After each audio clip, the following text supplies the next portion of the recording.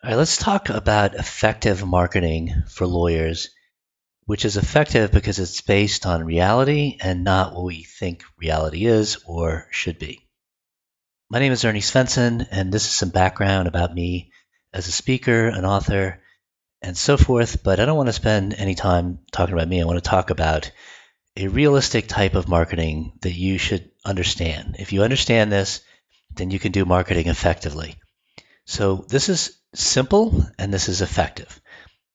It's really important that we keep things simple and keep them effective. Before we get into that, though, I want to focus on attention. And so we want to do a quick attention test here, and this will be useful for understanding something important. But let's begin by taking this test, which was developed in 1999. And what it's going to do is you count how many times the players wearing white pass the basketball. All right. So focus on that. Get ready.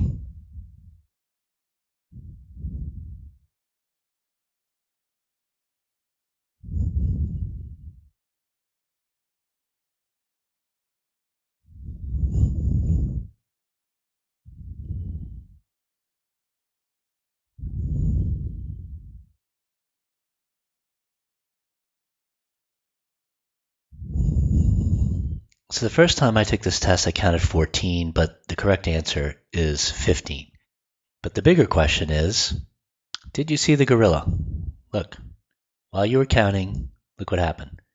Somebody wearing a gorilla suit walked right through the frame, coming in from the right, stopped, beat their chest, and then continued walking. And because they're dressed in black and you're counting passes by people in white, you didn't notice that.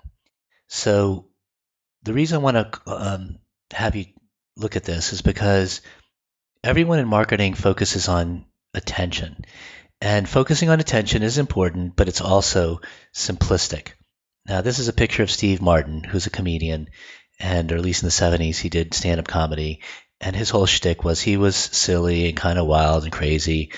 And he had this bit where he'd say, I can tell you how to get $1 million and not pay taxes. He'd say, first, get $1 million. Second, don't pay taxes. And when the IRS comes to ask you why you didn't, two simple words, just say, I forgot. And then he laughs, right? So this is silly and entertaining, but not really that helpful. So when we focus on things in marketing, we need to know what to focus on. And attention is definitely one key to marketing and to marketing effectively, but it's not the only thing. Now, we just saw that our capacity for focus is very limited. And if we focus in on one thing, we're not focusing on other things. And so we need to understand that.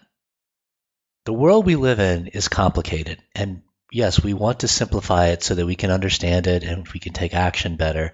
But we can't be unrealistic about how we simplify the world, right? We have to do it in a way that makes sense. So we need to understand that everything in the world is connected to everything else in largely invisible ways. In some cases, they're visible to some extent, but mostly they're invisible. And there's a web of connections between all of these disparate things, and a lot of them are conceptual. And so, gravity is something it's a force. We know it's a force. We can calculate it, and yet we can't see it, right? So there's a lot of things that we can't see that are all interconnected. And if we ignore those or pretend they don't exist, then we're not being very realistic. So in this complex world we live in, as I said, there are gravitational forces which impact planetary bodies, and we need to simplify the world so that we can understand things, and that's what science does. And science uses formulas to kind of derive calculations that can then predict certain things, and these are examples of some of those formulas, which some of them, like E equals mc squared, even if we don't know exactly when to use that, we know that that's a famous formula.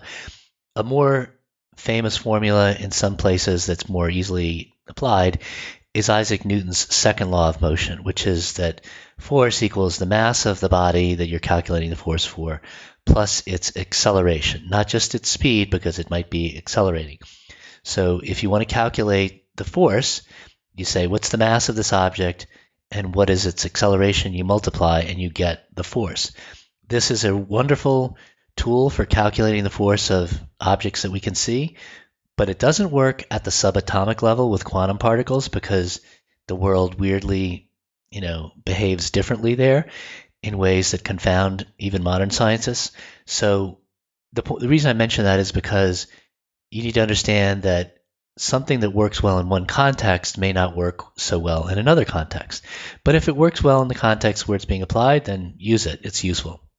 So there are frameworks which are like formulas, and we are familiar, probably all of us lawyers, with the IRAC formula because every legal research and writing class teaches this and has taught this for decades. And that is, when you're going to write a memo for the first time and you're learning all this, you say, okay, well, first state what the issue is, then get the rule and state what the rule is. And now, having done that, take the facts, analyze them in view of the rule and the issue, and come to a conclusion. If you do this, this will help you learn to make sense of all of these cases and everything else. And so all of us learned initially to write memos and to write briefs by doing this. And then at some point it becomes instinctive and we don't think about it anymore. So does the IRAC formula work great for a Supreme Court brief? Yeah, I mean, under in some way, I'm sure it's informing how people write briefs because you've learned how to do things at this really basic level, but it doesn't require, you don't have to use the IRAC framework to write a Supreme Court brief anymore because you've already internalized this basic stuff and now you're on to a different level. And yet these frameworks help us. So let's think about how a framework works in marketing. And before we could do that, let's make sure we understand the terminology that applies to this framework I'm about to show you. And that is, when we think about how people come to be a client, or in marketing in general, people say, well, how does somebody become a customer? How do they buy? How do they move from one state where they don't know anything about the product or the person selling the service or whatever to the point where they want to purchase and do? Well, they go through a progression. They are considered cold leads. When they're out there looking for somebody like you that offers your legal services, they're a lead because they're out there looking for somebody like you.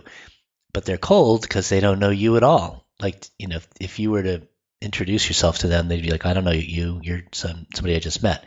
That's a cold lead. At some point, they know enough about you, they start to like you, they start to trust you, they're a warm lead. And then when they're ready to hire you, or if it was, purchasing a product, when they're ready to purchase, that's a hot lead. So this is common terminology in the world of marketing. If lawyers don't like it, too bad. It's like if people don't like that we use issue, rule, analysis, conclusion. These are the proper terms in this realm. So this is the realm of marketing. This is what marketers use. So the basic framework that is to marketing what IRAC is to lawyers is, how do we move people from cold to hot? Okay, well, first, get their attention. That's A. Then you talk to them enough so that they develop an interest in your product or service. And then they get to a point where they desire to purchase the product or desire to hire you. And then they take action and purchase or hire, which is in marketing lingo called a conversion. So lawyers are not so much developing interest and desire. So we need a slightly different framework or with different terminology. So number one, get people's attention. Two, engage with them in a way that establishes rapport, because in the legal world, you're entering into a relationship with your client. You're not selling them a widget. So you have to establish rapport, engage with them, then you build up trust. They trust you because they know you know your stuff. They know you know the law. They know you are ethical and moral and whatever else they need to trust you. And it's not just one thing necessarily. We can talk about trust later, but they do need to trust you in order to hire you, to take action, and the conversion happens. Now, this is easiest in the world of referral marketing.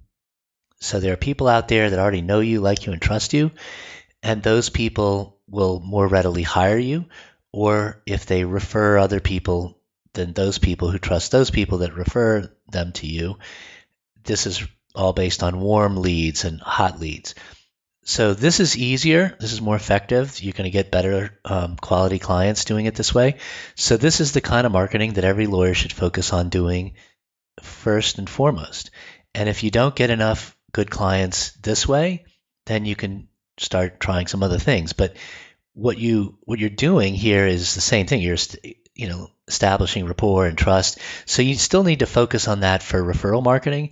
You just don't, it's just not as expensive and hard to do. So this is the place to start with referral marketing first and foremost.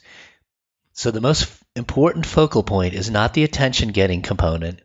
It's not the A in the framework. It's the rapport and trust building part.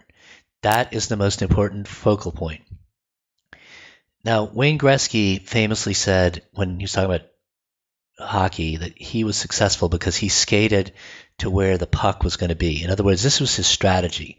His strategy was, if I can go to where the puck is going to be, I'll be ready to make the shot or to make the pass. So I'm always thinking about that strategy. Where is the puck going to be? In the world of marketing, you want to be doing the same thing. Your strategy is, how can I build trust? I'm always thinking about how to build trust. If you make that your strategy and then employ tactics that help you with that, great. Or if you need to employ tactics in some cases to get attention, that's fine. But you understand that the main strategy is not to get attention, it's to build trust. Trust is vital. It may be invisible, but it is vital. So you always need to be paying attention to how to build trust. Now, in future videos, we can talk about the trust building part, but that is the strategy. Focus on trust building above all else.